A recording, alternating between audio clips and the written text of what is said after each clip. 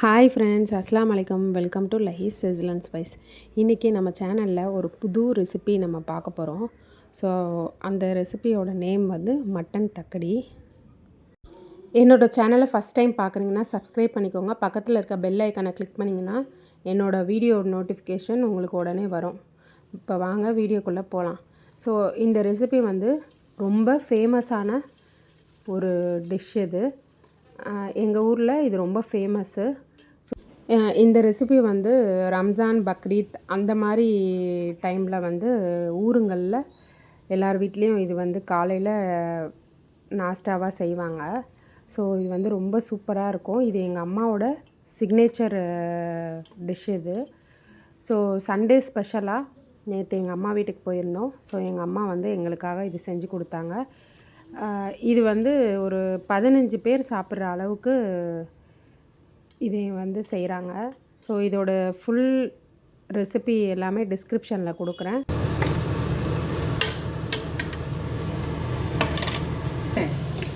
ஒரு கரண்டி போட்டேன் மசாலா தூள், தனியா தூள். எத்தனை கரண்டிமா போடுறீங்க சொல்லுங்கள்? 6 கரண்டி. 6 கரண்டி. எத்தனை பேர் சாப்பிட்லாம் 6 கரண்டிக்கு? 6 கரண்டிக்கு 10 பேர் சாப்பிடலாம். திருப்பி இருக்கணும். இதுக்கு வந்து வீட்டில் அரைச்ச மசாலா தான் போடுறோம். ஸோ எங்கள் அம்மா கணக்குப்படி இது வந்து ஒரு 10-13 பேர் சாப்பிட்லாம். ஸோ தக்காளி, வெங்காயம், இஞ்சி, பூண்டு இதெல்லாம் வதங்கிறதுக்கு கொஞ்சோண்டு உப்பு போட்டு இதை வதங்க விட்டுருங்க. இது நல்லா வதங்கி வந்ததுக்கப்புறம் தான் நம்ம வந்து எல்லாத்தையும் ஆட் பண்ணணும். இப்போ மூடி வச்சாச்சு.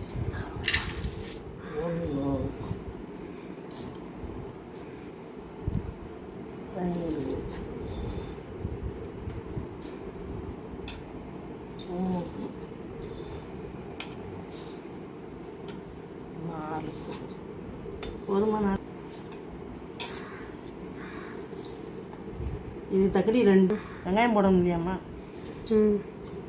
அந்த வெங்காயம், இந்த மாவு வந்து தக்கடிக்குன்னே தேங்காய் போட்டு வறுத்த மாவு. இது 2 கிலோ மட்டன் 15 பேர் சாப்பிடும்.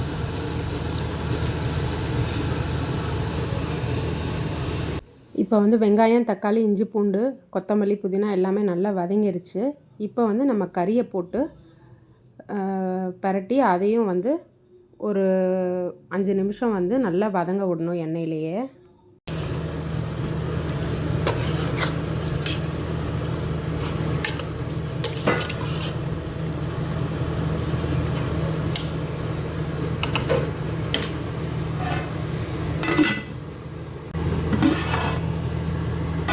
இப்போ பாருங்கள், ஒரு 50% நல்லா வதங்கிருச்சு. தண்ணியே ஊற்றலை. ஆனால் பாருங்கள் மட்டன்லேருந்து எவ்வளோ தண்ணி விட்டுருக்குன்னு.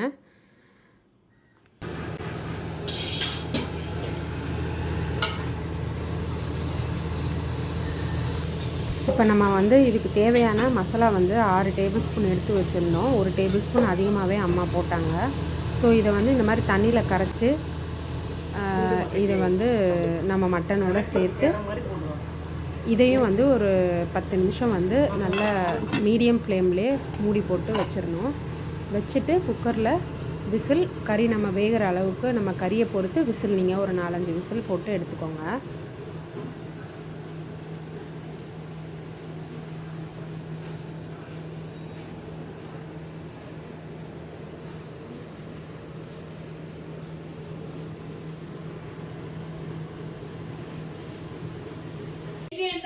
இப்போ வந்து அம்மா வந்து நம்ம எடுத்து வச்சுருக்க அந்த மாவில் வந்து கொஞ்சம் கொஞ்சமாக தண்ணி விட்டு நம்ம வந்து புட்டுக்கெலாம் நம்ம உதிர்த்து வச்சுருக்கோம் பாருங்கள் மாவை. அந்த மாதிரி நம்ம வந்து இந்த மாவில் கொஞ்சம் கொஞ்சமாக தண்ணி ஊற்றி கொஞ்சம் நனைச்சி வச்சுருக்கணும். ஸோ இதில் வந்து ஏற்கனவே தேங்காய் போட்டு தான் வறுத்துருக்கு இந்த மாவு. ஸோ திருப்பியும் நம்ம வந்து இதில் வந்து ஒரு அரை மூடி தேங்காய் வந்து துருவி இது கூட சேர்த்துருக்காங்க. அப்புறம் ஒரு சின்ன வெங்காயம் ஒரு 1/4 கிலோ சேர்த்துருக்காங்க. பச்சை மிளகா ஒரு 4 பச்சை மிளகா சேர்த்துருக்காங்க.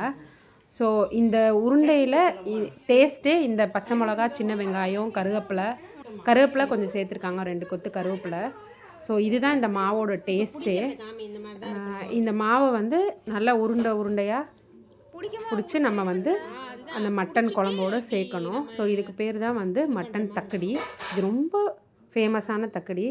பாருங்கள், எங்கள் அம்மா வந்து சூப்பராக உருண்டை பிடிச்சிருக்காங்க. ஸோ இது வந்து அவங்களுக்கு வந்து ரொம்ப வருஷம் எக்ஸ்பீரியன்ஸு.